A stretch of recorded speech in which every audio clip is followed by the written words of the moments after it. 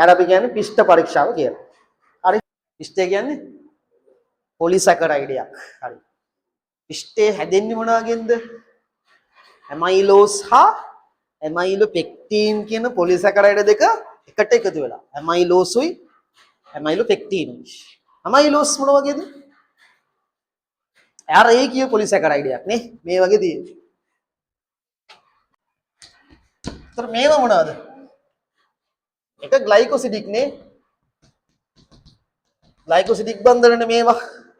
ඒතර ග්ලූකෝස් රේඛීය සහ ග්ලයිකෝසිඩික් බන්ධනේ බෙදුනම මේ මොකද්ද? ඇමයිලෝස්. එතකොට මේ කවුද?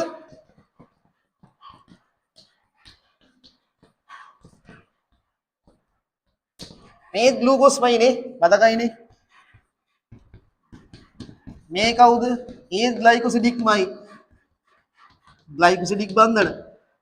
එතන ග්ලූකෝස් රේඛීය සහ ග්ලූකෝස් ශාකන වෙච්ච දෙකේ එකතුවක් තමයි මොකද්ද අපි කියන්නේ? පිෂ්ඨය කියලා කිව්වේ. එතන පිෂ්ඨය ඇතුලේ හොයන ගියොත් තියෙන සරලම මොකද්ද මේ හැමතැනකම? ඇමයිලෝස් අස්සේ තියෙන්නේ ග්ලූකෝස්. ඇමයිලෝපෙක්ටින් අස්සේ තියෙන්නේ ග්ලූකෝස්මයි. එහෙනම් මම මෙහෙම කිව්වොත් රේඛීය ග්ලූකෝස් හා ශාකන වෙච්ච ග්ලූකෝස් එකතුවක් තමයි මොකද්ද කියන්නේ?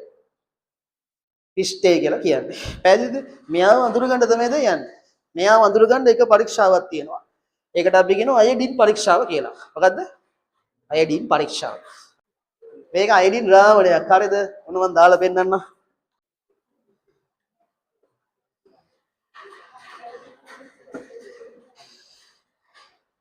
මේ දුඹුරු පාට තමයි තියෙන්නේ.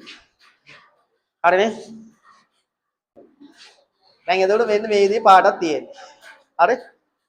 එතකොට මෙයා අයඩින් විභාගයට ගියොත් අයඩින් මොන පාටද? පාලියන උත්තරේ දුඹුරු පාටයි. අයඩින් ද්‍රාවණය මොනවද තියෙන්නේ? පොටෑසියම් අයඩයිඩ් වල අයඩින් වායුව දිය කරලා. පොටෑසියම් අයඩයිඩ් වල අයඩින් වායුව දිය කරලා. දැන් මේ පිෂ්ඨ ද්‍රාවණයක් හදාගන්න යන්නේ.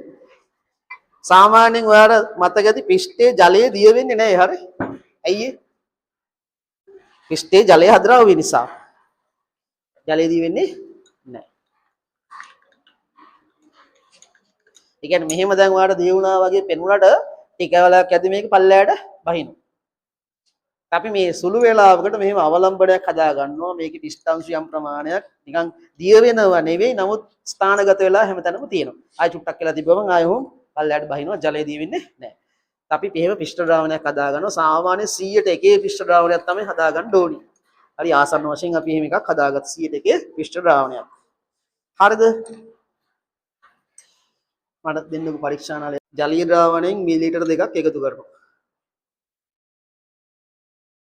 අන්න ඔය වගේ එකතු කරනවා. ඊට පස්සේ මේකට කියන්නේ අහලා තියෙන මොකක් මේකට කියන්නේ?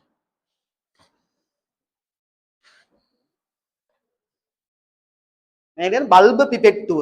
මොකද්ද? කෙමිස්ට්‍රි වල අහුවෙනවා ඉස්සරහට. ඩ්‍රොපර් එක කියලා ඉංග්‍රීසියෙන් කියන්නේ. බල්බ පිපෙට්ටුව.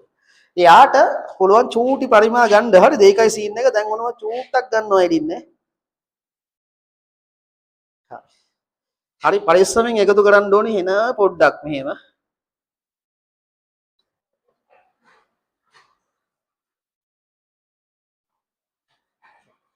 මෙන්න මේක තමයි කලර් චේන්ජ් එක. හරි මේක සාමාන්‍යයෙන් ඔයාලටත් දැන් කරලා බලන්න. මේක නිකන් ලං කරලා බැලුවාම නිකන් දුරට නිකන් දම් පාටක් වගේ පේනවා. නිකන් ලං කරලා බැලුවාම මොන පාටද? නිල් පාටට හුරුයි. හරිද? හැබැයි මම පිෂ්ඨේ ගොඩක් දාලා පෙන්නන්නම්. ඒ කියන්නේ වැරදි විදිහට මේක කරොත් එහෙම. දැන් මෙතන පිෂ්ඨේ ගොඩාක් තියෙනවා කියලා පේනවනේ. ඒතකොට ඒකට අයිඩින් දැම්මහම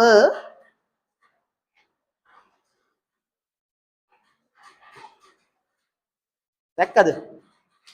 මේ දම් පාටට ගිහලා කළු පාටටත් යනවා.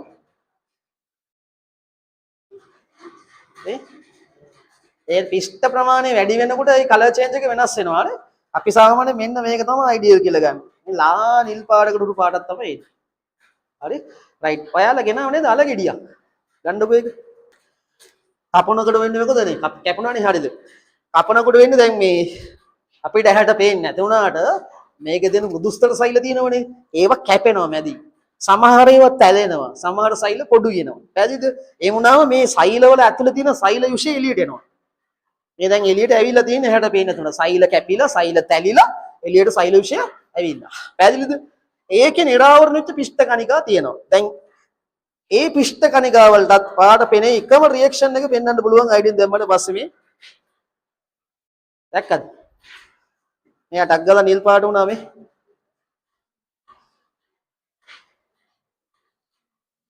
මේ පිෂ්ඨයේ තියෙන හිඳ විතරයි. වෙන ඕනම තැනකට පිෂ්ඨය නැති තැනකට අයිඩියෙන් දාලා බලන්න මේ කලර් චේන්ජ් එක එන්නේ නැහැ. පැහැදිලිද? අපි මේ ආතල් එකට අපි කරලා බලමු අර ග්ලූකෝස් ටිකක් ඔයාලගෙන අපේවා අයිඩියෙන් දාලා බලමු කලර් චේන්ජ් එක දෙන්න බෑ. පිෂ්ඨේ විතරමයි පිෂ්ඨයේ තියෙන තැනකට අයිඩියෙන් එක දරුවාට පස්සේ මේ පාට දෙන්නේ. පැහැදිලිනේ? හරි. ඉතින් මෙයා නිල් පාට උනේ මේ අයිඩියෙන් දාපු තැන පිෂ්ඨය තිබිච්ච හින්දා පිෂ්ඨය මෙතනට ආවේ අර සෛල විඳ වැටිලා සෛලවල තියෙන ඇතුලේ පිෂ්ඨ කණිකා නිරාවරණ වෙච්ච නිසා. සිද්ධිය පැහැදිලිද? හරි. එහෙනම් මෙතනත් පිෂ්ඨය තියෙනවා කියලාමයි කියන්නේ අලගෙඩියේ. මං යොක්කා ගලට දැම්මත් ඕකම තමයි කතාව. පිෂ්ඨය තියෙනවා නම් මේ කලර් චේන්ජ් එක දෙන්න ඕනේ. මෙතන ඕනේ අපි තාම අඩු පිෂ්ඨ සාන්ද්‍රණයක් හැදුවේ. ඒ නිසා අපිට අර අඩු පාටක් තමයි එන්නේ.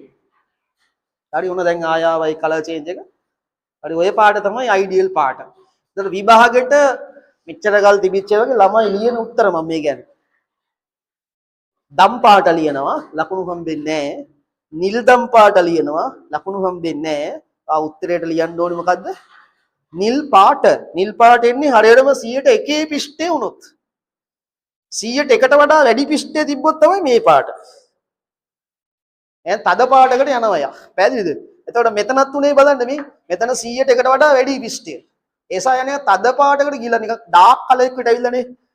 හරි මේක ළඟට බැලුවොත් හොඳට නිල් පාට පේන්නේ නිකන් ඩාර්ක් කලර් එකක් පේන්නේ. පැහැදිලි කතාව. විදිහට ආපු එක.